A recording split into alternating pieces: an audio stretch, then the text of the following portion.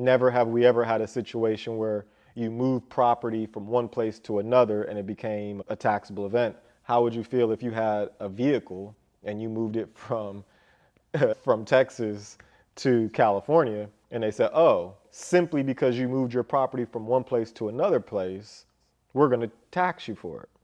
Well, they do when you register your car That's a yearly tax versus to drive. but versus I got you. God, bruh, I just got a headache. Correct. This is why most people Oh, don't want to touch it. goodness gracious. And when we have these traders who are dealing with not just the regular exchanges, but they're also dealing with DeFi that doesn't report anything whatsoever. And then you have self-custody, which doesn't report anything. These are the reasons why somebody like an Elizabeth Warren is like, hey, let's get rid of self-custody.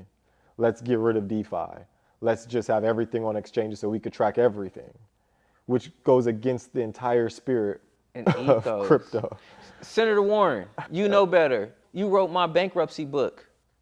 I expect more out of you, Senator Warren. I expect more out of you. But I'm sorry, that was just my little rant right there. No, understood, understandable. Interesting.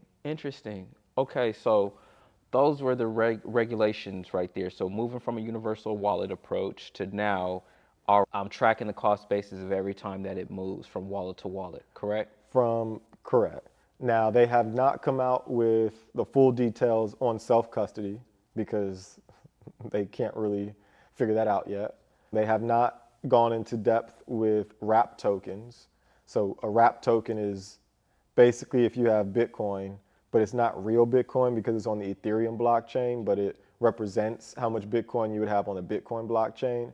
That's pretty much a wrap token. They haven't come out with all the information on that, nor have they gone fully in depth with NFTs yet. Okay. So there's still a lot of gray areas. However, they are trying to make progress. I personally believe that there's going to be a whole lot of wrong cost bases. I believe there's going to be a whole lot of John Doe summons where they say, hey, report this. I think there's going to be a whole lot of reviews. I think there's going to be a lot of audits. And I think there's going to be a whole lot of angry people that show that they owe a whole lot more taxes from their regular tax preparers when none of it is reality. I think it's about to be a crazy madhouse. Man, that puts things in perspective. And like you said about just having somebody that really specializes in it to really understand. When you're not making that much money, you're, man, I want to do the right thing. I want to do, or not even just the right thing. I want to do the best thing, Yeah. but I'm willing to take a chance. But it seems like the more that you are actually in the space and more that you're actually making money and dealing with it on every day, the importance of really having this thing down pat. So are there any other IRS first question is, what should people that are in crypto right now, what should they be doing to prepare, or what would you advise your clients to start doing when it comes to accounting? Because you're not thinking about that as somebody that's in crypto. You're just like, I'm buying this, I'm buying this, I'm selling that. I want to pay my taxes, but what kind of... Yeah.